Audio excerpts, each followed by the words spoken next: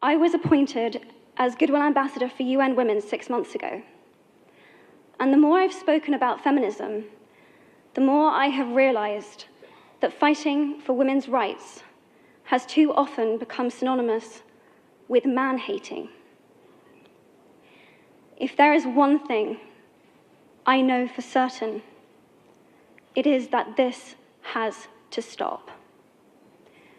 For the record, feminism, by definition, is the belief that men and women should have equal rights and opportunities. It is the theory of the political, economic, and social equality of the sexes.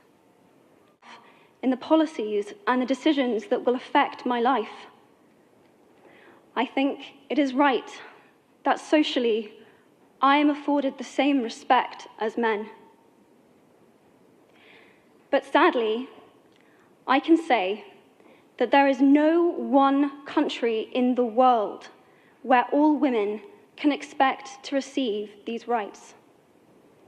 No country in the world can yet say that they have achieved gender equality. These rights I consider to be human rights. In 1997, Hillary Clinton made a famous speech in Beijing about women's rights. Sadly, many of the things that she wanted to change are still true today.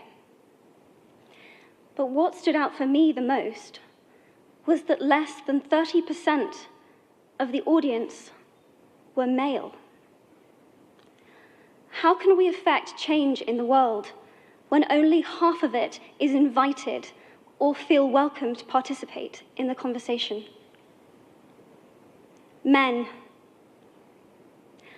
I would like to take this opportunity to extend your formal invitation. Women should feel free to be strong. It is time that we all perceive gender on a spectrum instead of two sets of opposing ideals. Start defining ourselves by who we are. We can all be freer. And this is what he, she is about. It's about freedom.